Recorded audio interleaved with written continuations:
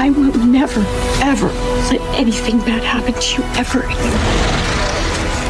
How will you forget that I'm here? I think it's just scary to open up like that. Once I did that, I felt so free. I just want this to be over. He's not going to stop. Not until he's taken everything and everything.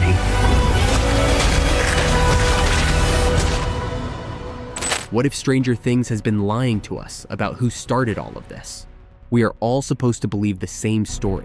Will Byers is the first victim.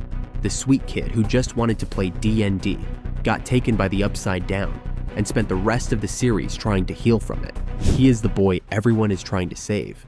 But the more you look at how D&D actually works, and the more you look at how perfectly the Upside Down mirrors their campaign, the more a different idea starts to creep in. What if Will is not just the victim of the story? What if, on some level, he is the one who created the story? There is a fan theory that says this out loud. Everything in the Upside Down feels like D&D because it is. Will does not want the game to end. He does not want his friends to grow up, to split apart, to drop the party and move on. Something answers that desire and builds a world where the game never stops. Will as the villain. Will as the dungeon master who never closes the book. To understand why that hits so hard, you have to look at what a dungeon master really is in D&D. In the game, players control their characters, but the world itself, the monsters, the traps, the rules of reality, all come from one person, the DM. The dungeon master is not just some narrator. They are the god of that table. If they say the sky turns red, it turns red. If they decide the campaign goes on forever, it goes on forever. There is another piece of D&D lore that fits even closer. In settings like Ravenloft, there are places called domains of dread, little pocket worlds created around a single tragic figure. The domain looks like a normal place, but everything in it is shaped by that one person's fears, obsessions, and regrets. Time can loop, events can repeat. The people trapped there never really escape because the world exists to feed the story over and over. Now go back to Stranger Things with that in mind. The Upside Down is not a random hell dimension. It is a copy of Hawkins, frozen on the night Will disappeared. November 6th, 1983. The day his normal life ended. The day the game stopped and reality crashed in. Time does not move there. It is stuck. Just like a domain built around one person's moment of trauma. And what fills that frozen Hawkins? Monsters with D&D names, a Demogorgon, a Mind Flayer, Vecna, all pulled straight from the script of the boys' campaign. The world is not based on some ancient mythology nobody has heard of. It is based on what Will and his friends love most. D&D is not just a fun reference, it is the template. So here is the theory. On that night in 1983, Will is terrified, not just of the thing chasing him, but of something more human. His friends are growing up. Mike is starting to care more about girls. Lucas wants to be cool. Dustin is getting more confident. They all still play, but you can feel the shift. Will is the one who is always left holding on to the game. In D&D terms, he is the heart of the party who never rolled a new life. He wants the adventure to keep going exactly the way it was. He does not want the campaign to end. He does not want the story to wrap up and everyone to go their separate ways. So when the Upside Down reaches for him, it does not just take a boy. It takes a dungeon master. Some force on the other side, whatever you want to call it, grabs onto his fear and his imagination at the same time. It takes his memories of Hawkins, his love for D&D, his dread of losing the party, and uses them as building material.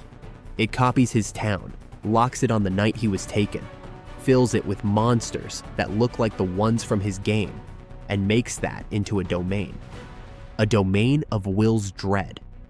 That is why he is different from every other victim. Other people die in Vecna's mindscape or get torn apart by Demogorgons. Will comes back changed, cold, connected. He does not just have nightmares. He has a live link in his neck that tingles whenever the Mind Flayer moves. He can feel what the entity wants. He can tell where it is. Everyone says that is because he was possessed. But what if it is because deep down, the Upside Down is his creation? He has admin access. He is its original storyteller. Think about his drawings. In Season 2, he draws the tunnels long before anyone else sees them. In Season 3, he is the one who feels the danger returning before anyone else believes him. He is always 5 pages ahead in the script. That is exactly what a DM is. The DM knows where the dungeon goes, where the monster waits, what the map looks like long before the players get there. Will acts like someone who recognizes his own story, even if he does not remember writing it. There is another detail that fits the domain of dread idea. In those D&D worlds, the villain who shapes the domain suffers too. They are both the jailer and the prisoner. Their greatest wish and their greatest fear get locked together. If they want their lost love back, the domain gives them a ghost that never quite reaches them. If they want revenge, the domain gives them endless enemies, but never real peace. Will's wish is simple. He wants his friends to stay together and keep playing. What does the Upside Down give him? Endless danger that forces the party to reunite. Every season, no matter how far they drift apart, the threat that started with him drags them back to the table, back to Hawkins, back to each other. The game never ends. The campaign keeps going, but it is always hurting him. He never really gets to be happy. He is stuck as the quiet, lonely observer, watching everyone else move forward while he is still pinned to that first night, still feeling the monster in his neck, still drawing maps for a world that will not let him go. That is not the story of a pure victim. That is the story of a tragic DM who wished too hard for the game to never stop and got exactly what he asked for. Here is the level 20 twist. If Will's fear and desire helped create the Upside Down as a domain of dread, even subconsciously, then beating Vecna is not just about killing a monster. It is about ending the story, ending the campaign, letting the DM close the book. In D&D lore, a domain of dread only really breaks when the Dark Lord lets go, when they stop clinging to their obsession, when they choose to accept the loss instead of looping it forever. If Will is that figure in Stranger Things, then his final arc is not just about being brave. It is about finally accepting that his friends are going to grow up, that the game cannot last forever, that the campaign has to end. Imagine Stranger Things 5 leaning into that. Everyone else is focused on the big moves. 11 powering up, Hopper swinging a sword, Nancy loading another shotgun. But the real battle is quieter. It is Will sitting with the truth that this all started with him. That something used his fear to build a world that trapped everyone. And in the final moments, he is the one who has to make the choice the Upside Down never wants him to make. He has to choose to let the party disband. In practice, that could mean he uses his connection to the Upside Down, not to guide the monster, but to shut the whole thing down from inside. He takes the domain that was built around his dread and rejects it.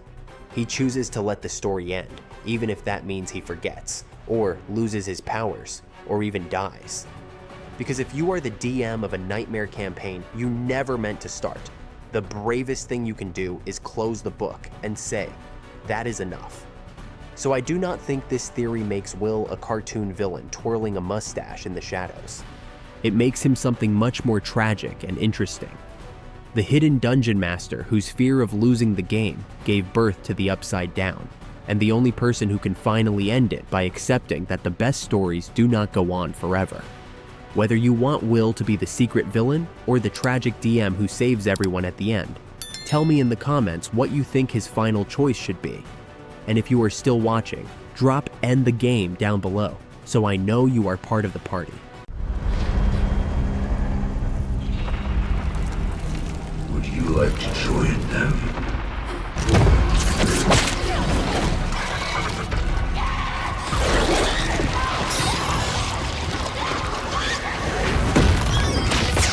What if Max Mayfield isn't just Vecna's victim, but the glitch hiding in the one place he's afraid to look? We're all supposed to remember her story as a tragedy. Max gets hunted by Vecna in season 4, dragged into his red sky nightmare, bones broken, eyes gone, heart stopped. 11 pulls her back at the last second, but the cost is brutal. Max ends up in a coma, blind, her body wired to machines. Sad, heartbreaking roll credits. But Stranger Things 5 quietly blows that version of the story up. Because Max is not dead. She's not even just in a coma. She is awake inside Henry Creel's mind. Season 5 shows us a world Holly calls Camazotz, a fake town, a safe-feeling place made out of books and memories. And we find out it isn't heaven, it isn't the upside down, and it isn't a dream. It is Vecna's memory world, a mindscape built from Henry's past. That is where Holly is sent when she's taken, and that is where Max has been this whole time.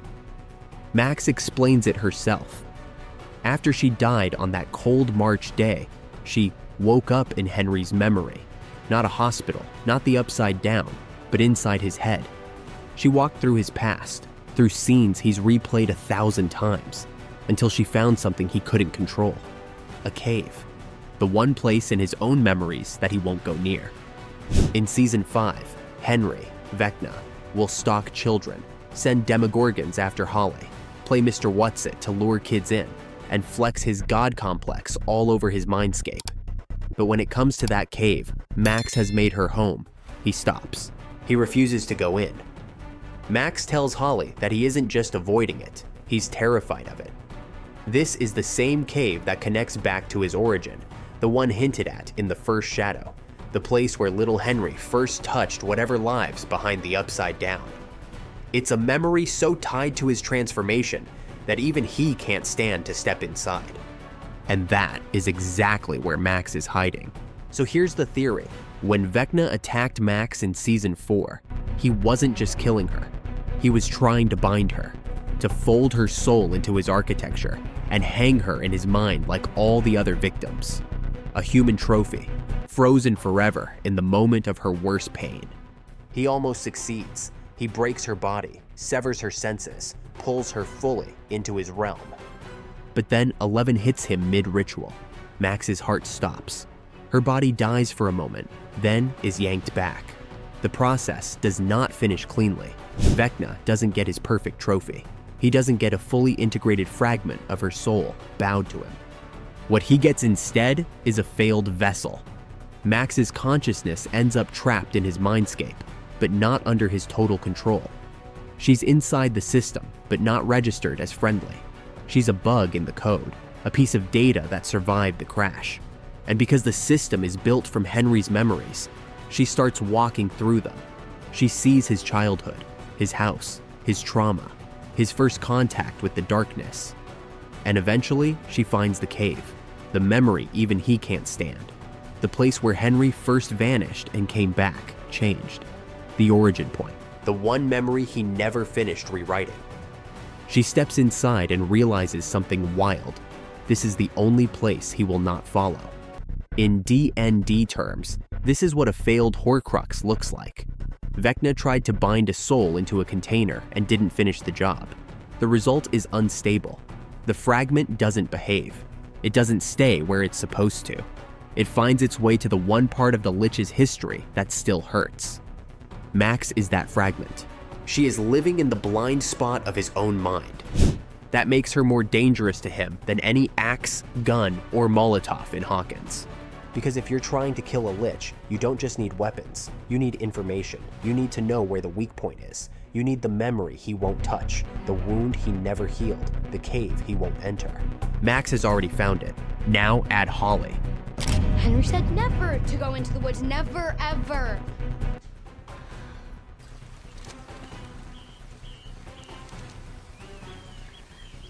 Holly's body is trapped in Vecna's lair in the Upside Down, her life draining away, while her mind runs around this Camazotz with Max.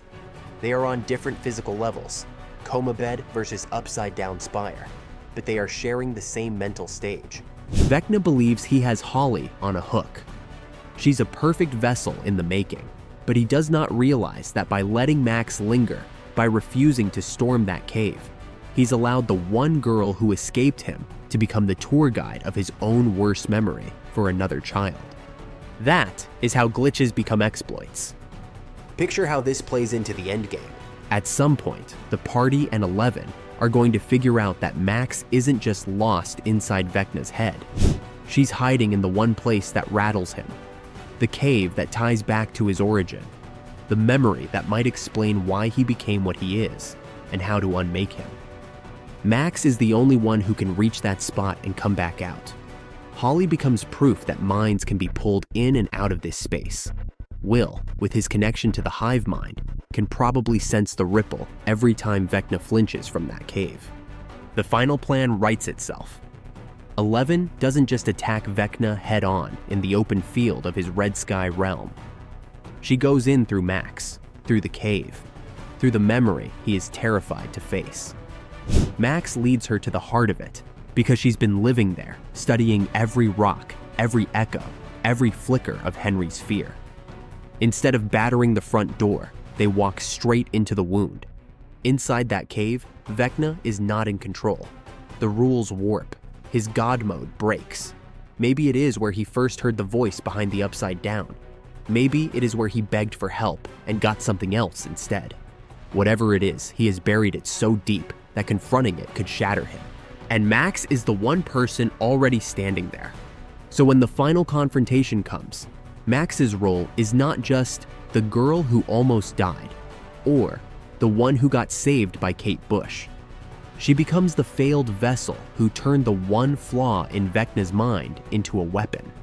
The fragment he couldn't assimilate, hiding in the cave he can't enter, guiding the hero straight to the moment that can undo him. Maybe she does not walk out whole. Maybe burning out that memory burns her too. Maybe she wakes up with missing pieces, or not at all. But if Stranger Things follows through on what Season 5 has already set up, Max's coma was never just a sad epilogue. It was Vecna's biggest mistake. He tried to own her soul, and instead created a glitch in his own mind. A girl hiding in the cave he fears most, waiting for the chance to turn his worst memory against him. Whether you think Max survives that or not, tell me in the comments how you want her final confrontation in the cave to play out. And if you're still watching, drop cave glitch down below, so I know you're part of the party. Do it. Oh my God! Oh my God! I got it! Slow down! Jesus Christ! Jesus! Oh my God! You did it!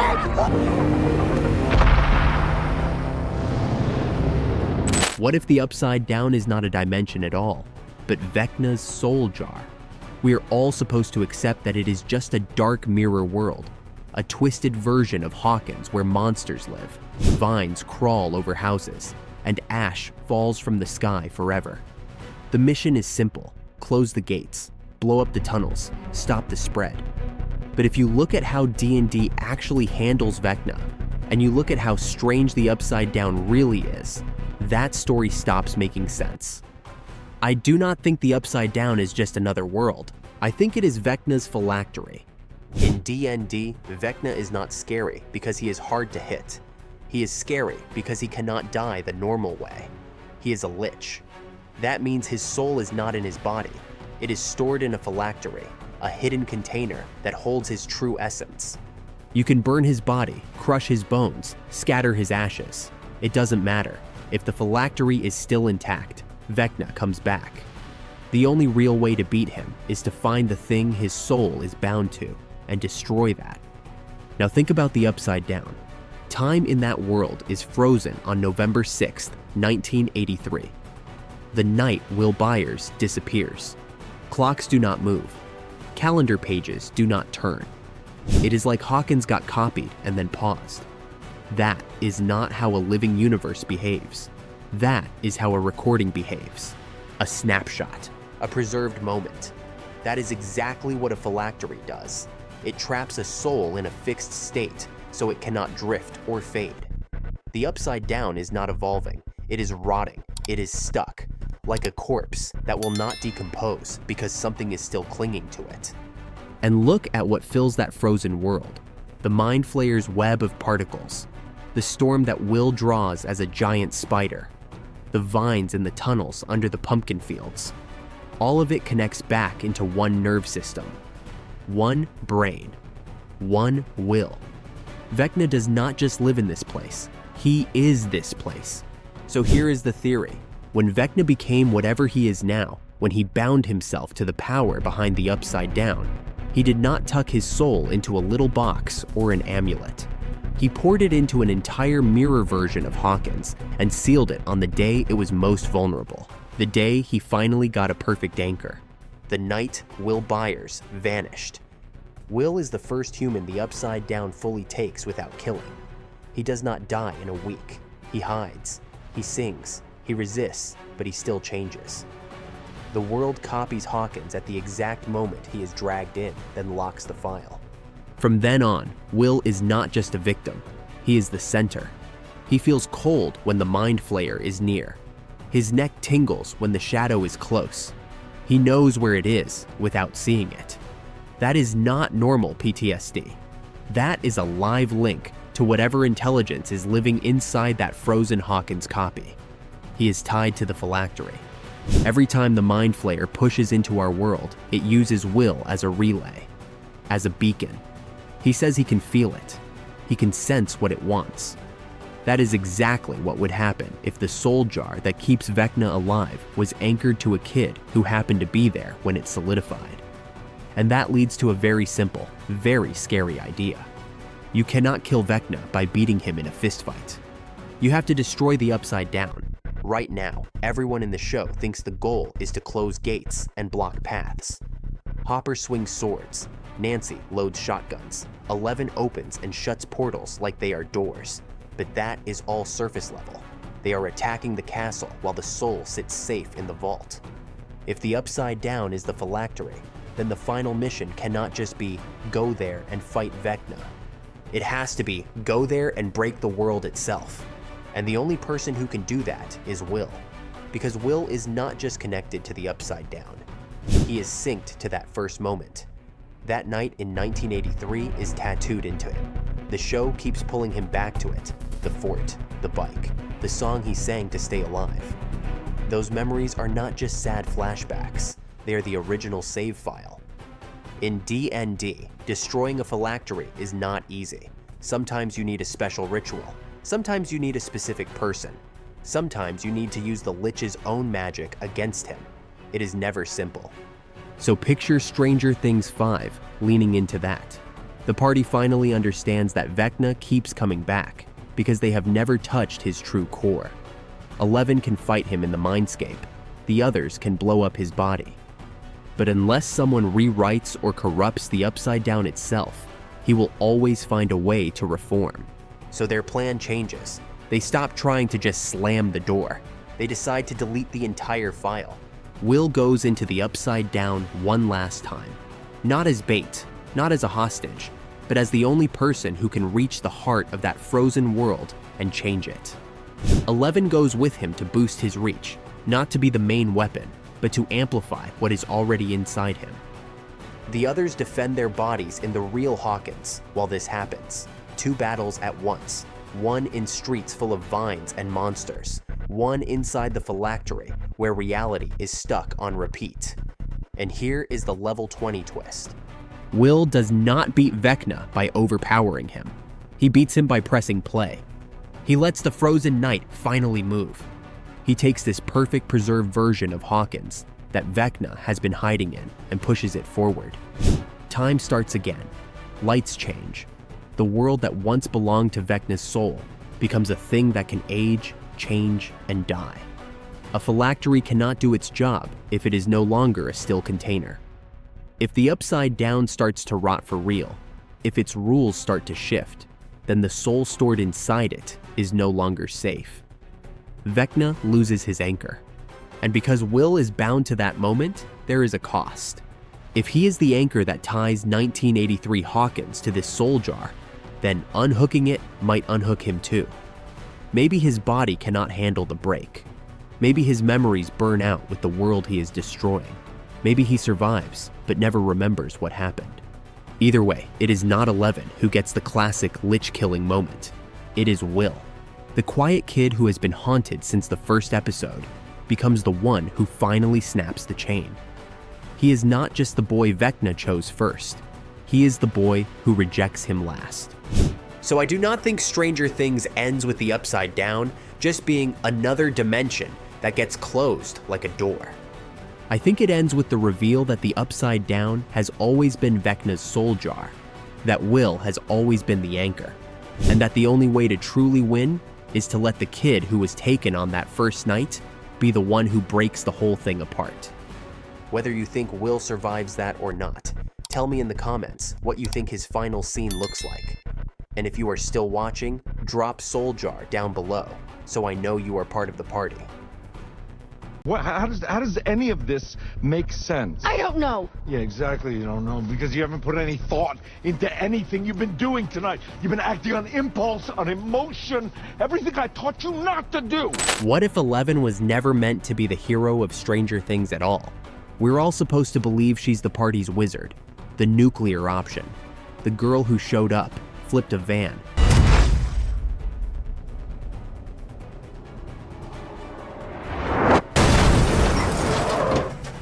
closed the gate, and saved Hawkins. End of story. But the more you look at where her power comes from, and the more you compare it to how Dungeons & Dragons actually treats Vecna, the more it feels like we've misunderstood her role completely. I'm convinced 11 isn't the party's mage. She's Vecna's Sword of Chaos. In D&D lore, Vecna doesn't just have a right-hand man, he has a weapon, the Sword of Chaos, a legendary blade he forges himself, pouring his own power into it. It's designed to be unstoppable, cursed, hungry, the ultimate tool to wipe out his enemies. And then the story does something insane. That sword turns on him. Cass, the wielder, uses the very weapon Vecna made, the very power Vecna gave him, and in a single moment of betrayal, he strikes Vecna down. The weapon meant to secure Vecna's rule becomes the thing that ends it. The fallout destroys them both. That is not just a cool twist. That is the blueprint for 11. Look at how she comes into the story. She doesn't grow up in Hawkins like the others. She doesn't discover powers naturally. She doesn't unlock anything by accident. She is built, crafted, shaped in a lab under fluorescent lights and cameras. She is literally an experiment. Brenner doesn't raise a daughter. He forges a weapon. He gives her a number, not a name.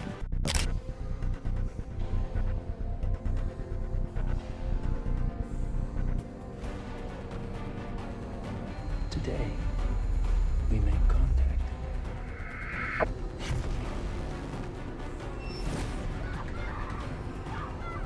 He breaks her down with sensory deprivation, trauma, and conditioning, all to sharpen one thing: her ability to reach into a dimension no human should touch and pull its power into our world.